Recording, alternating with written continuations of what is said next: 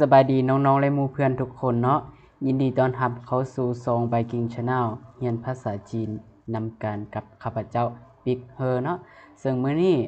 จะพาทุกคนไปเรียนรู้เกี่ยวกับความแตกต่าง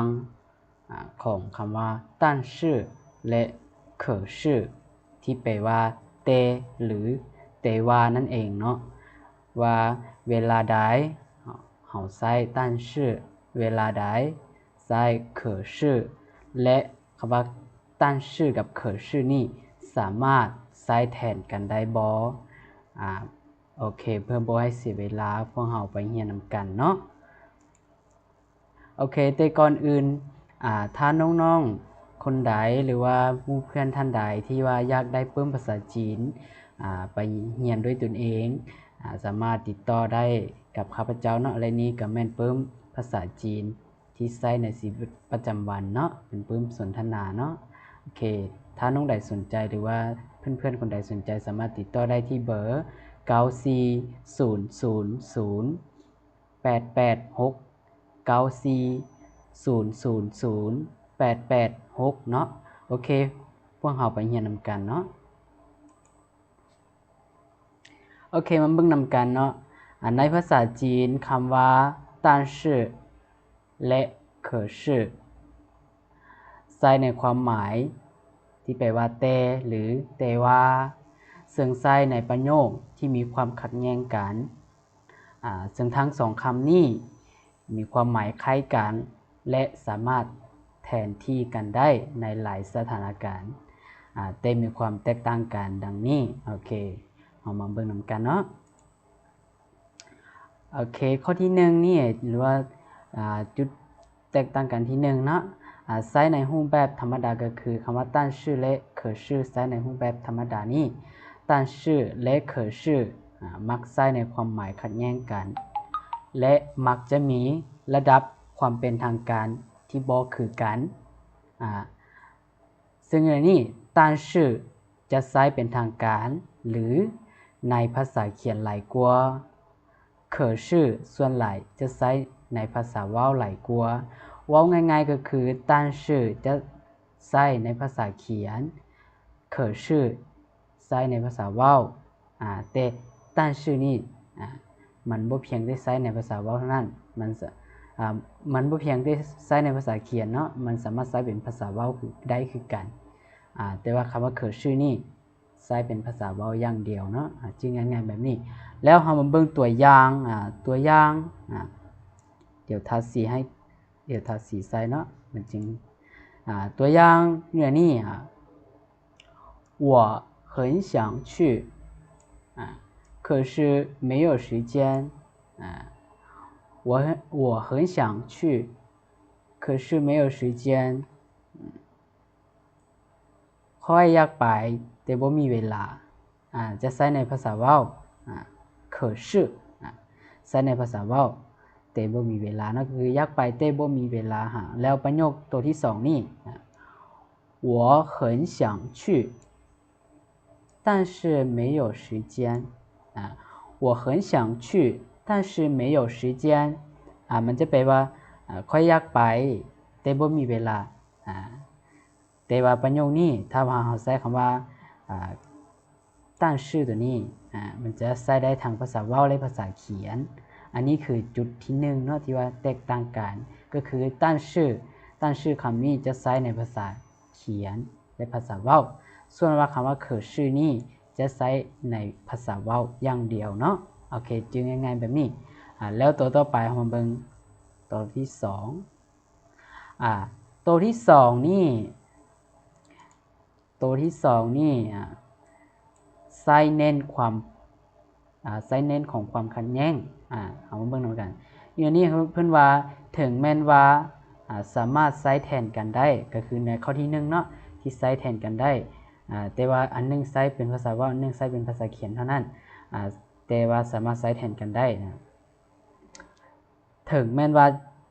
สามารถใช้แทนกันได้แต่但是ตัวนี้จะเป็นทางการและเน้นความขัดแย้งหลายกว่าคำว่า可是นี่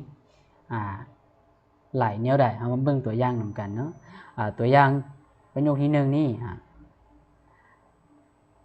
他说了很多但是没有一个人听懂他说了很多他说了很多但是没有一个人听懂แปลว่าเราเว้าหลายแต่บ่มีไผฟังเข้าใจจักคนเน้นว่าบ่มีไผเข้าใจเลยอยู่ในใช้คำว่า但是但是บ่มีไผเข้าใจเลยหรือว่าบ่เข้าใจจักคนเลยแล้วประโยคที่สอง他说了很多可是没有人听懂他说了很多可是没有人听懂แปลว่าเราเว้าหลายแต่บ่มีไผฟังเข้าใจบ่มีไผฟังเข้าใจอยู่ในนี้ใช้ในความเว้าธรรมดาเนาะบ่เน้นความขัดแย้งเกินไปเนาะโอเคอันนี้เป็นข้อที่2ใช้เน้นของความขัดแย้งอันนี้เป็นจุดต่างกันของข้อที่2นะมันจะต่างกันเดี๋ยวนี้แล้วเรามาเบิ่งตัวต่อไปเนาะมาเบิ่งตัวต่อไปเรามาเบิ่งข้อที่3นำกันเนาะข้อที่3นี่ใช้ความขัดแย้งในระดับหลายนะขัดแย้งหลายน้อยโอเคแต่เดี๋ยวนี้ใช้ในระดับหลายเวลาที่ใช้ในระดับหลายก็คือความขัดแย้งในระดับหลายนี่เราจะใช้คำตัวใดเนาะจะใช้คำว่าตั้นชื่อหรือว่าเขอชื่อโอเคเรามาเบิ่งนำกันอยู่นี่เพิ่นว่าตั้นชื่อจะใช้ความขัดแย้งหลายกว่าเขอชื่อจะใช้หลายกว่าแล้วเขอชื่อตัวนี้จะใช้จะบ่ได้เน้นความขัดแย้งหลายเกินไปก็คือจะบ่ใช้ความขัดแย้งหลายกว่าคำว่าตั้นชื่อนี้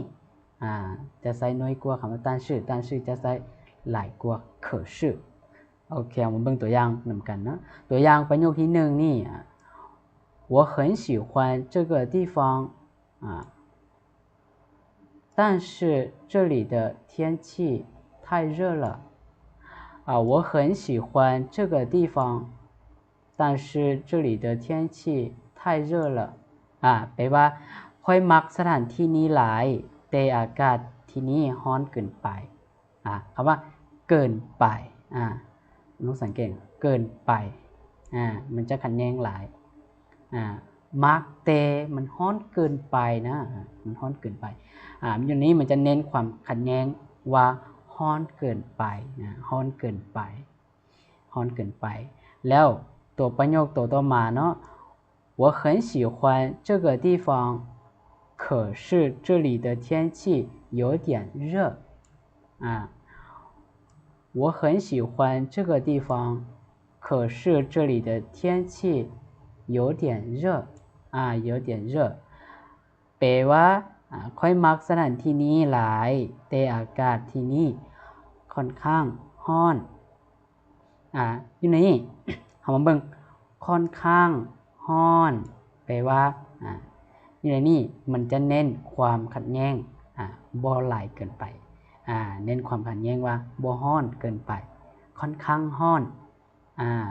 ฉะนั้นจุดที่3ก็มันจะแตกต่างกันอยู่บนนี้อยู่บนนี้ว่าง่ายๆก็คือใช้แทนกันได้แต่เวลาที่เราใช้แทนกันแล้วมันจะว่าถึงระดับความขัดแย้งมันจะต่างกันเนาะแล้วอีกอย่าง但是จะใช้ในภาษาเขียนและภาษาเว้าได้แต่เขอชื่อใช้ได้เฉพาะภาษาเว้าอย่างเดียวอันนี้เป็นจุดที่เราแตกต่างกันเนาะโอเคและนี้ก็แม่นความแตกต่างกันของคำว่าเขอชื่อและตั้นชื่อเนาะมันจะแตกต่างกันอยู่3จุดนี้3จุดนี้ก็คือจุดที่1ใช้ในรูปแบบธรรมดาอยู่ในนี้ตั้นชื่อจะใช้ในภาษาเขียนและภาษาเว้าเขอชื่อจะใช้เฉพาะภาษาเว้าอย่างเดียวให้เราจื้อแบบนี้แล้วตัวที่2มานี่ ตัวที่2มานี่但是ตัวนี้จะเป็นทางการและก็เน้นความขัดแย้งหลายกลัวเน้นความขัดแย้งหลายกลัวคำว่า可是ตัวที่3ก็คือการ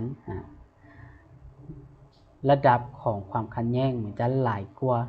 但是นี่มันจะหลายกว่า可是โอเคให้เฮาจึงง่ายๆแบบนี้เนาะความแตกต่างของมัน